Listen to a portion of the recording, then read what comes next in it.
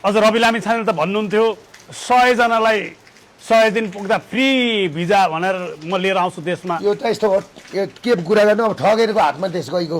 ए ठगैको हातमा गयो दुर्गा। ठगेर ढाँटेरको हातमा देश गयो। अब यहाँ अहिले भन्नु साध्य छैन। तपाईलाई यो नजरबन्द राख्नुभन्दा अगाडि केही इन्फर्मेसन भयो कि अघोषित रूपमा नजरबन्द गर्यो दुर्गाजी तपाईलाई?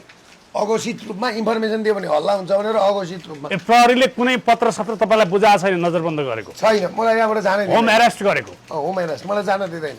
यहाँबाट गेटबाट बाहिर निस्किन दिँदैन? दिँदैन। Not allowed.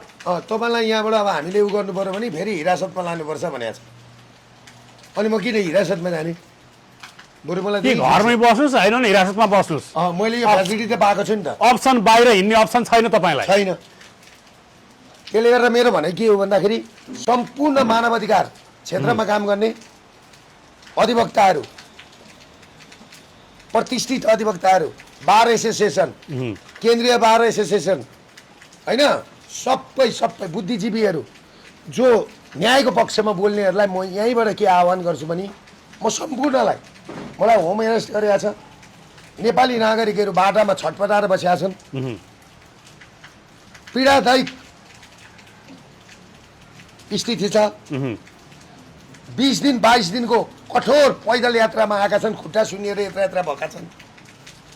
त्यो कुराको जति नै वर्णन गरे पनि पुग्दैन है। त्यसले गर्दाखेरि सम्पूर्ण नेपाली नागरिकहरूलाई त्यहाँ भेला होइदिन। र हिजो अस्ति लखेटिएका सुकुम्बासीहरू, खोला किनारबाट लखेटिएका सुकुम्बासीदेखि लिएर देशैभरिका लघुवित्त पीडित, सहकारी पीडितहरूलाई आज भोलि पर्सि लगाएर पुलचोकमा मानव अधिकार आयोग अगाडि जम्मा हुनलाई म आह्वान गर्छु। झरीमा कहाँ बस्ने व्यवस्था त होइन, तिरपाल ओढ्छ। एकछिन, उहाँ गाउँमा पनि त घरमा ताला लगाइदिएका छन् त लघुवित्तले। अर्का घरमा छन्, ती भित्तामा बस्छ नि। अब गरिबको केही त छैन। गरिबको चमेली बोलिदिने कोही छैन। कोही छैन। दुर्गा प्रसादलाई थुनिहालेको छ बोल्नेलाई। त्यसले गर्दा पनि म यहाँबाट आह्वान, गरिबको चमेली गीत गाएर आएको यो सरकार, अझ रवि लामी छानेले त भन्नुहुन्थ्यो 100 जनालाई 100 दिन पुग्दा फ्री भिजा भनेर म लिएर आउँछु देशमा। यो त यस्तो हो, यो के कुरा गर्नु, अब ठगेरको हातमा देश गएको।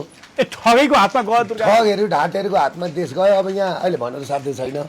तर मेरो सम्पूर्ण नेपालीहरूलाई के आह्वान छ भने तपाईँहरू यो लडाइँमा नि सबै उपस्थित हुन, होइन।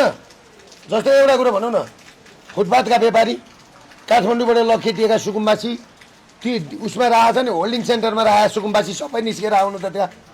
म बोल्छु, तपाईँहरूको पक्षमा म छु। मलाई झुनिएर मारोस्, तर म 1000 पल्ट झुनिन तयार, 1000 वर्ष जेल बस्नु तयार म तपाईँहरूको लागि। तपाईँलाई सुलेमानी बनाउँछन् भने पनि कुनै डर छैन? छैन। त्यसले गर्दाखेरि म सम्पूर्ण त्यहाँ पुलचोकमा बस्ने हाम्रा अभियन्ता साथीहरूलाई हिम्मत नहारिकन यसै मर्नु छ, जन्मेको किन मर्नु, होइन, यसै मर्ने हो।